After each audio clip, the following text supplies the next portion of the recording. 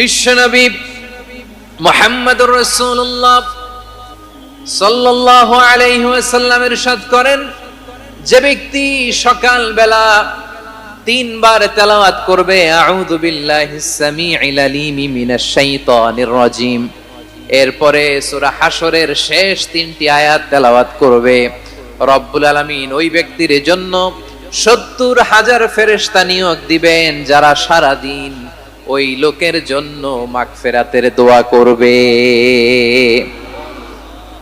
শুধু এখানেই শেষ নয়, বিশ্বনবী ফরমান ওয়া ইন মাতা ফি যালিকাল ইয়াউমি মাতা শাহীদান, ওই দিন যদি ওই ব্যক্তিটা ইন্তেকাল করে সে শহীদ হয়ে কিয়ামতের দিন আল্লাহর সামনে দাঁড়াবে।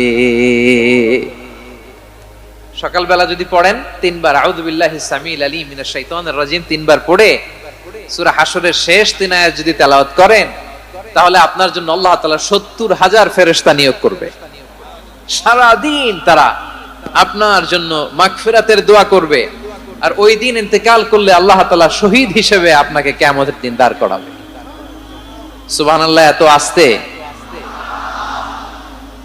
আবার সন্ধ্যাবেলায় যদি পড়েন, সারা রাতের জন্য 70,000 ফেরেশতা মাগফিরাতের দোয়া করবে। ওই রাতে মারা গেলে শাহাদাতের মৃত্যু নসিব হয়ে যাবে। এজন্য এই দোয়াটা পড়ার দরকার আছে না নাই? আযকারুস সাবাহি ওয়াল মাসা, সকাল সন্ধ্যার যে জিকির, এই জিকিরের অন্তর্ভুক্ত করে নেবেন এই ওয়াজিফাটা।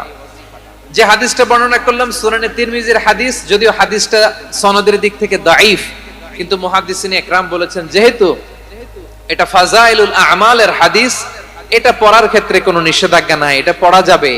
সো সকাল সন্ধ্যা যদি সুযোগ হয় এই ওয়াজিফাটা যেন আমরা পড়ি। এই 3টি আয়াতের ভেতরে আল্লাহ তাআলা তার 14টি গুণবাচক নাম উল্লেখ করে দিয়েছেন। কয়টি? আওয়াজ করে বলেন তো, যারা শুনতে পেয়েছেন বলেন, এই 3টি আয়াতের মধ্যে আল্লাহর কয়টি সুন্দর সুন্দর গুণবাচক নাম আছে বলেন তো? কয়টি? সবাই বলেন কয়টি? 14টি গুণবাচক নাম, চমৎকার চমৎকার নাম। যে নামগুলো যদি আমরা আজকে পড়ি, শুনি, জানি, আল্লাহ তাআলা সম্পর্কে ব্যাপক ধারণা, ইন ডেপথ, আমার রব সম্পর্কে ইন ডেপথ নলেজ নিয়ে আজকে আমরা ফিরতে পারবো ইনশাআল্লাহ। বলেন সবাই।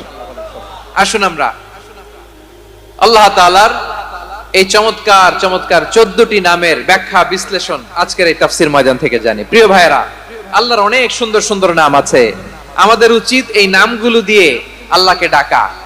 ভাই, তোমরা যদি ড্রোন একেবারে আমার মাথার সামনে নিয়ে আসো তাইলে হবে? একটা নিরাপদ দূরত্বে রাখতে হবে, এই ড্রোনের সাউন্ড যেন আমি না পাই।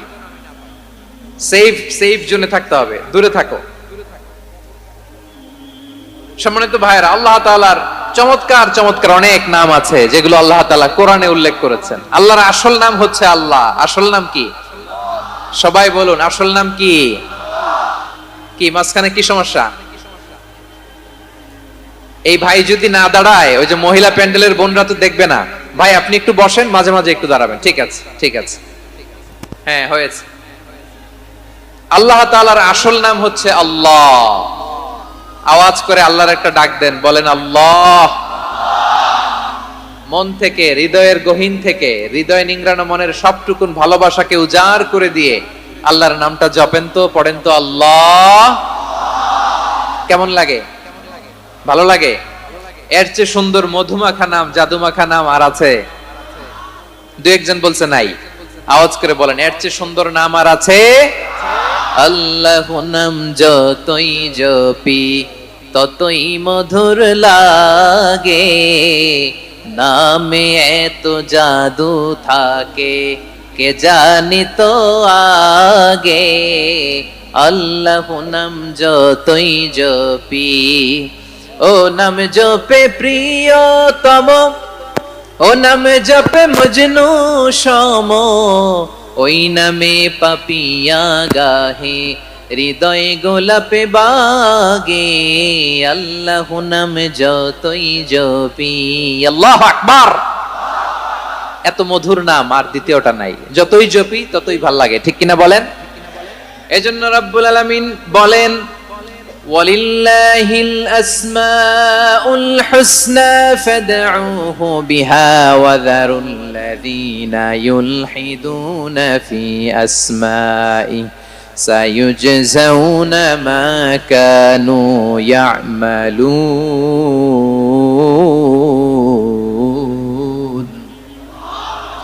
আল্লাহ বললেন আমার অনেক সুন্দর সুন্দর নাম আছে, অনেকগুলো গুণবাচক সুন্দরতম নাম আছে, তোমরা এই নামগুলো ধরে আমি আল্লাহরে ডাকো, আর যারা আমি আল্লাহর নামের বিকৃতি ঘটায় তাদেরকে তোমরা বর্জন করো, আর তারা দুনিয়াতে যা করেছে আখিরাতের ফল তারা ঠিকই পাবে। সুবহানাল্লাহ বলেন। আল্লাহর অনেক সুন্দর সুন্দর নাম আছে, এগুলো ধরে ডাকতে বলা হয়েছে, আর যারা আল্লাহর নামের বিকৃতি করে তাদেরকে বর্জন করতে বলা হয়েছে। আপনি আল্লাহর নামের জিকির যখন করবেন, আপনি আমার আল্লাহর নামের বিকৃতি করতে পারবেন? বারোয়াখালীর ভাইরা বুঝে থাকলে আওয়াজ দেন, আল্লাহর নামের বিকৃতি করা যাবে? আপনি যখন জিকির করবেন স্পষ্ট শব্দে আল্লাহর নামটা বোঝা যেতে হবে। সুবহানাল্লাহ, ওয়ালহামদুলিল্লাহ, লা ইলাহা ইল্লাল্লাহ, আল্লাহু আকবার, একসাথে মিলিয়ে করেন অথবা আলাদা আলাদা করেন, অথবা শুধু আল্লাহ আল্লাহ এই নামের জিকিরও যদি করেন স্পষ্ট বোঝা যাইতে হবে। আল্লাহর নামের বিকৃতি করা যাবে, কিন্তু আল্লাহর নামের বিকৃতি করে জিকির এদেশে আছে না নাই? আছে। দেখবেন জিকিরের মধ্যে হুই হুই হুই হুই হুই এরকম করতেছে, আছে না নাই? সবাই মিলে লাফাচ্ছে, দফাচ্ছে, মাথা ঝুলাচ্ছে, আর কি কি যেন বলে, ওইটার মধ্যে আমি আল্লাহর নাম খুঁজে পাই না, এরকম আছে না নাই? হ্যাঁ, হই হই করে কিম্ভূত কিমাকার অদ্ভুত আওয়াজ করে তারা জিকির করে, সেখানে আল্লাহর নাম নাই। এই জিকির আল্লাহর কাছে গ্রহণযোগ্য হবে? আল্লাহ বলেন ওয়াযারুল্লাযীনা ইউলহিদুনা ফি আসমাইহি, খবরদার আমার নামের যারা বিকৃতি ঘটায় তাদেরকে তোমরা বর্জন করো। এজন্য জিকির যখন করব সুস্পষ্ট ভাবে আল্লাহ তাআলার নাম সেখানে থাকতে হবে, ঠিক কিনা বলেন? আবার আল্লাহ বলেন যেমন মনে চায় তেমন জিকির তোমরা করো না। ফাযকুরুল্লাহা কামা আল্লামাকুম মা লাম তাকুনু তা'লামুন, তোমরা জানতে না, আল্লাহ তোমাদের জানিয়েছেন কেমন করে আল্লাহর নামের জিকির করতে হয়, যেমন আল্লাহ শিখিয়েছেন তেমন করে আল্লাহরে ডাকো, ঠিক কিনা বলেন? আল্লাহ তাআলা যেমন শিখিয়েছেন তেমন ভাবে আল্লাহ তাআলাকে ডাকতে হবে, ঠিক ওই পদ্ধতিতে আল্লাহ তাআলার নাম যুক্ত হবে। কোন পদ্ধতিতে সেটাও আল্লাহ বলে দিচ্ছেন। আল্লাহ তাআলা বললেন ওয়াজকুর রাব্বাকা ফি নাফসিকা তাদাররুআন ওয়া খীফাতান ওয়া দুনাল জাহরি মিনাল কওলি বিল গুদুই ওয়াল আসাল ওয়া লা তাকুম মিনাল গাফিলিন। খবরদার আল্লাহর নামের জিকির করো, আল্লাহকে ডাকো। ফি নাফসিকা মনে মনে, তাদাররুআন সবিনয়ে, খীফাতান ভীত বিহবল চিত্তে, দুনাল জাহরি মিনাল কওল অনুচ্চ স্বরে অনুচ্চ আওয়াজে, এভাবে আল্লাহরে ডাকলে সেই ডাকা কবুল করে নিবে কে? তাহলে আল্লাহকে জপতে হবে মনে মনে, সবিনয়ে, ভীত বিহবল চিত্তে, অনুচ্চ স্বরে, এভাবে জিকির করতে হবে। বিশ্বনবী ইসলাম এবং বিশ্বনবীর সাহাবারা ঠিক এই পদ্ধতিতে আল্লাহ তাআলাকে ডাকতেন। তাহলে এই যে আল্লাহ তাআলার সুন্দর সুন্দর নামগুলো আছে, এগুলো ধরে আমরা আল্লাহ তাআলার জিকির করব, তার প্রশংসা করব, তার পবিত্রতা বর্ণনা করব, তাহলে খুশি হবেন কে? বিষ্ণু ঈসা ইসলাম বলেন আশ-শাইতানু জাসিম আলা কলবি ইবনে আদম, শয়তান বনি আদমের কলবের মধ্যে এরকম খামচি মেরে বসে থাকে। খামচি বুঝেন তো? শয়তান বনি আদমের হৃদয়ে কলবে খামচি মেরে বসে থাকে।